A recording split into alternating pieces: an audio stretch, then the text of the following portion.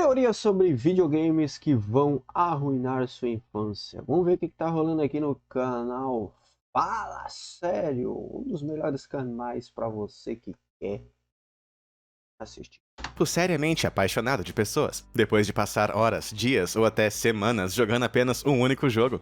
Alguns fãs hardcore vão procurar pequenos detalhes nos jogos deixados para trás pelos desenvolvedores.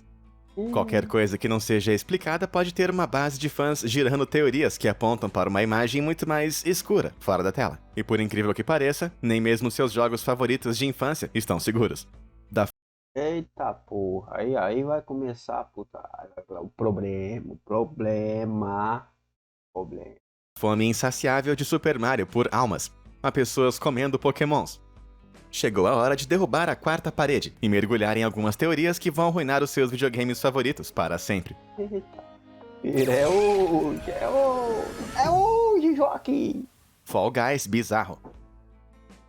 Quando o jogo de plataforma Battle Royale chamado Fall Guys foi lançado em 2020, o mundo dos jogos rapidamente se apaixonou pelos feijões de batalha.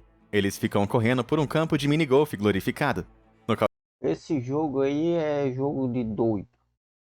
Mas é sobrenatural. Esse jogo é muito doido. nocauteando competidores enquanto avançam. Tudo isso vestindo um maravilhoso guarda-roupa de fantasia. Mas alguns jogadores notaram que as fantasias não se encaixavam do jeito que esperavam. Essa aqui, por exemplo, revela o formato esguio da cabeça do feijão, através da abertura da face. Agora, a maioria das pessoas assume que os corpos desses feijões preenchem os seus trajes. Mas isso aqui pode indicar que eles são um pouco mais esguios do que imaginávamos. Com isso em mente, os fãs começaram a se perguntar o que realmente estava acontecendo por debaixo daquele Não tem o que fazer mesmo, né? Caraca, o cara vai investigar uma coisa dessa.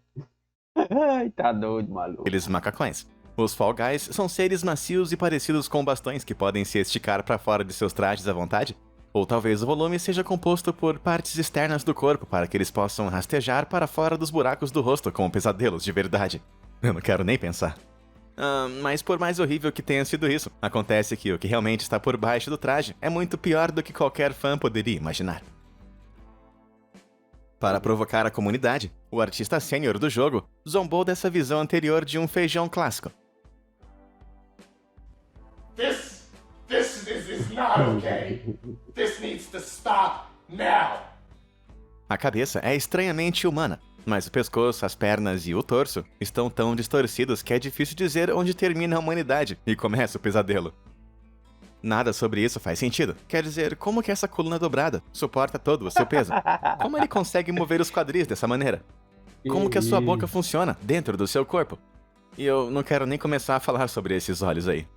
E pra piorar, eles também confirmaram que os feijões têm pouco mais de 1,80 m de altura.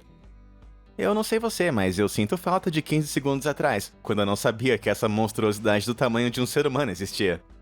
Mas se você quiser esquecer o que você acabou de ver, tente fazer algo não relacionado bem rápido. Tipo, já sei. Como clicar nos botões de curtir e se inscrever abaixo. Bem melhor. Isso é maravilhoso. Nada como um conjunto de botões bonitos, seguros e normais, que não parecem estar crescendo de talos. Não, agora eu não consigo mais desver essa coisa. Vamos seguir em frente, né? Pico da anatomia. Em 2020, um ano em que a pandemia mundial deixou muitas pessoas desejando algum tipo de interação social, um certo jogo ganhou bastante destaque. Não porque ele conectava as pessoas, mas porque permitia que elas se matassem. Só que no espaço. Esse é Among Us, um jogo de dedução social de 2018, onde cada jogador tem que completar tarefas em uma nave espacial através de seu avatar de astronauta bem colorido. No entanto, há um impostor entre nós. Bom, pelo menos deles, que mata colegas de tripulação antes que as tarefas sejam concluídas. Mas quando os personagens morrem, o corpo deles acaba expondo um único osso em seu centro. Essa característica anatômica brilhantemente bizarra levou alguns fãs a teorizar que esses não são astronautas humanos. Em vez disso, eles são criaturas alienígenas que contêm apenas um osso bem longo, como se fosse uma perna de presunto senciente. Embora nem todos os fãs do jogo acreditem na teoria do osso solitário, alguns apontaram que os personagens têm pequenos pacotes de oxigênio, então devem ter uma caixa torácica para sustentar seus pulmões. Mas em uma atualização de janeiro de 2021, um dos mapas novos tinha um pequeno detalhe preso na parede, que não era nada mais, nada menos do que o nosso osso solitário, pendurado como um gráfico de anatomia. Embora isso seja literalmente a espinha dorsal do entendimento da internet sobre o esqueleto do tripulante, o resto de sua anatomia é um total mistério.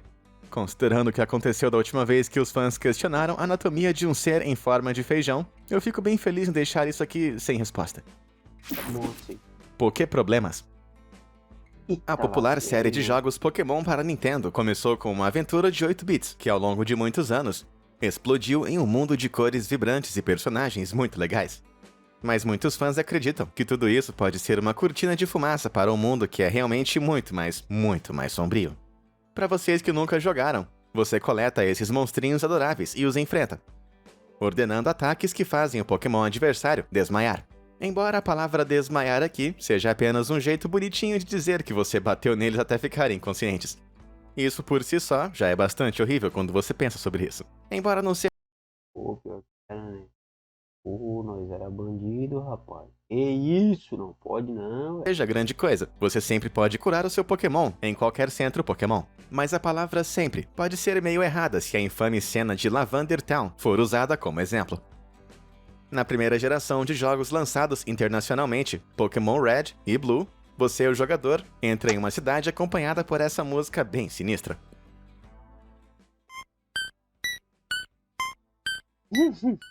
Enquanto você suprime os arrepios, você tem que escalar a Pokémon Tower, um arranha-céu repleto de centenas de lápides.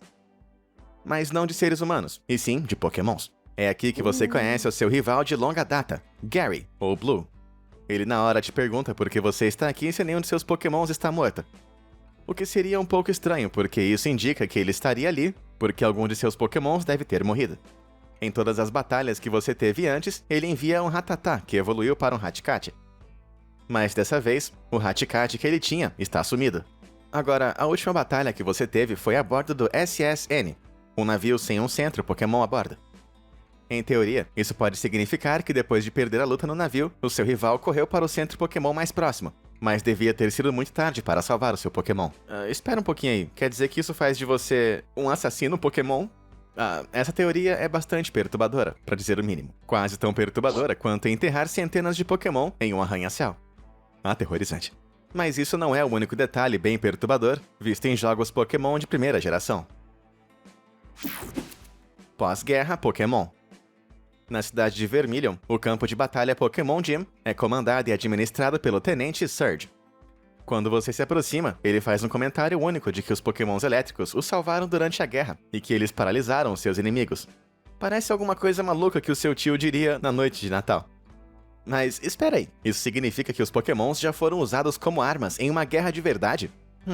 E que o Tenente Surge é apenas um homem de meia idade, se o seu penteado e calças de cintura alta forem considerados. Então deve ter sido uma guerra bastante recente, não é mesmo?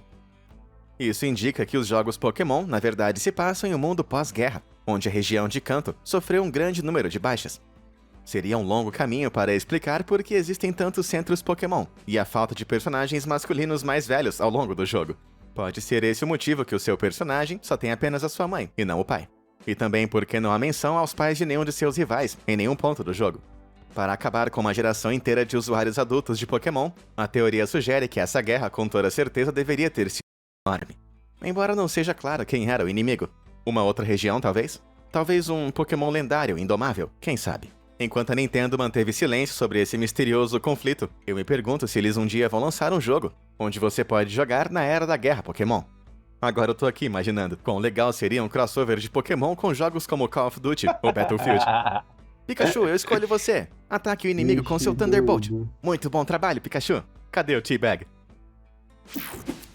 Coffin.